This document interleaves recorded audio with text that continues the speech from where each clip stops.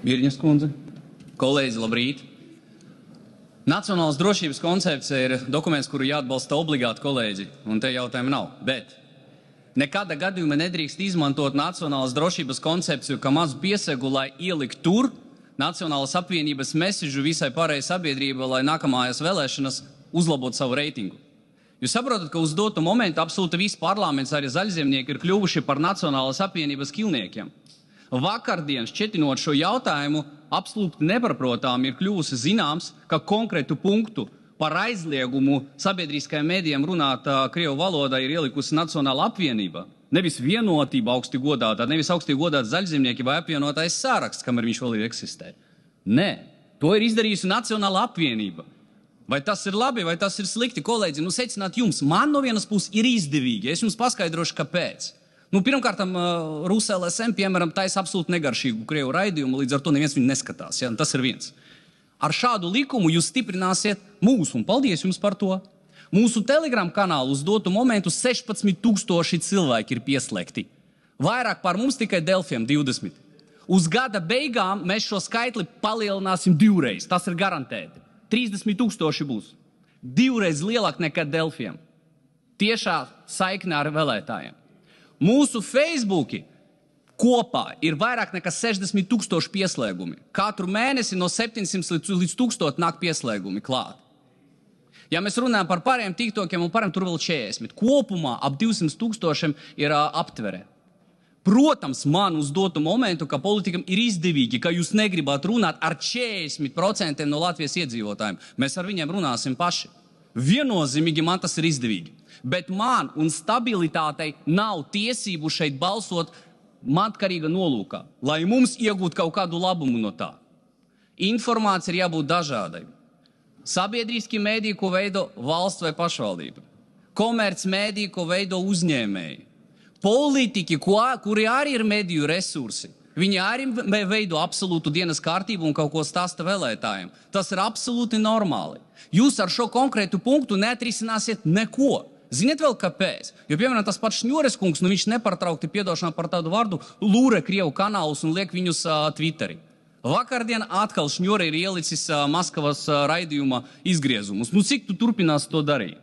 Ir tīpaši, ja tas ir likuma pārkāpums, ir tīpaši politisku partiju likuma pārkāpums, konkrēts pie tām.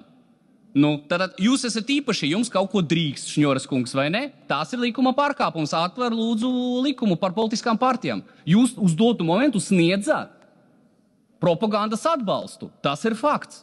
Bet, nu, laikam valsts drošības dienas to nepamanīs, vai ne? Jūs esat īpašie.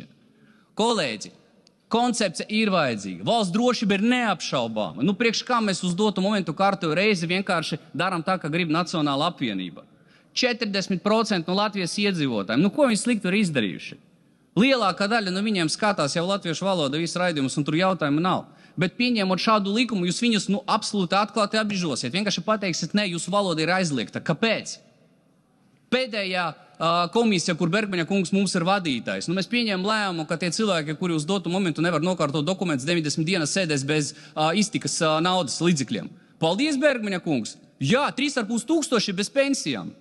Nav uz ko pirkt produktus, jūs noteikti šodien brokastojāt. Nav par ko samaksāt komunāls maksājums. Mēs Puķina uzveicām ar to? Nē. Ko mēs izdarījām ar tiem, kam dzimta valoda ir krievu valoda, man piemēram? Nu, diez vai jūs noskaņojat mani kaut kā lojāli pret jums konkrēti. 3,500 veci cilvēki neēd šodien, tāpēc, ka jūs nobalsojat. Un pārējie arī. Kāda veida jūs tā integrējāt sabiedrību? Kāda veida jūs viņu saliedējat, kolēģi? Es esmu savas valsts patriots, bet tas ir principa jautājums. Man ko tagad visu laiku jāatvainojas par to, ka es esmu krievs? Jā, es esmu krievs. Kas tagad? Rūks man izrakstīs administratīvu sodu par to. Šaubos. Vai tas ir aizliegts? Nē. Tad vēlreiz parādās jautājums, kolēģi, vai man nav tiesību uz dotu momentu vienkārši runāt savu valodu, bet publiskiem mēdiem, lai labāk uzrunāt cilvēku runāt mammas un tēva valoda? Ir. Tur nav jautājums. Labi, publiski mēdī vairs neeksistēs. Es vēlreiz saku, apvienot lūdzu laiku. Labi, publiski mēdī neeksistēs. Kolēģi, no objektīvi skatāmies uz lietām. Rus LSM, tas ir vispār negaršīgs raidījums. Viņš neeksistēs. Bet pārējie taču būs. Tad informācija būs. Un pie tam dominējoša loma tagad būs arī politiskiem, tā teikt, mēdījiem, politikiem, kuri māk un spēj uzrunāt sabiedrību. Vai tas jums ir plusā? Nē. Absolūti nē. It īpaši RusLSM lielākā daļa no darbiniekiem ir jums lojālie cilvēki. Tur viens tāds Aleksejs, viņš kaunās, ka viņš krievs. Viņš reāli kaunās, viņš mēģina krievu valodu vispār nekur neizmantot. Viņš ir jūsu lojāls cilvēks, kā saka Langas kundze, parlatviskots.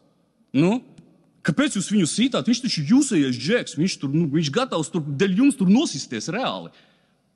Nu, Aļoša nekalpo viņam, nevajag redzi, paši tevi nodeva. Viennozīmīgi, jā. Līdz ar to, kolēģi, padomājam vienu lietu, mēs sabojājam ļoti svarīgu valstī dokumentu un ieviešam nevis drošību, bet kārtoju reizi sanaidojam sabiedrību. Tas nav labs mēsiņš, nedēļ tā, ka viņi nav lojāli, bet jūs kārtoju reizi pasakat mums, ka jums ir jāatbild par to, ka jūs runājat krieviski mājās. Jums par to ir jāatbild. Cita varianta nav, pareizi, Bergmaņkungs. Kā jau savādā, kolēģi? Paldies.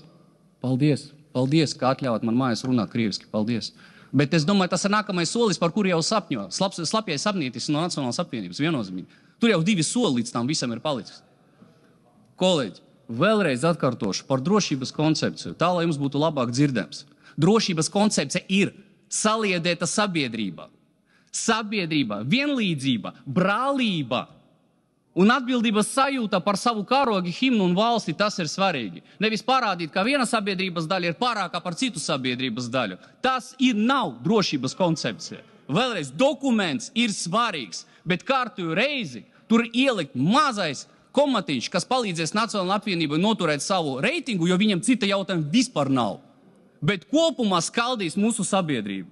Kolēģi, nav iespējams atbalstīt sabiedrības skaldīšanu un dalīšanu. Bet jāaizsargā mūsu valstī, mūsu karogu, rekur mūsu karogs.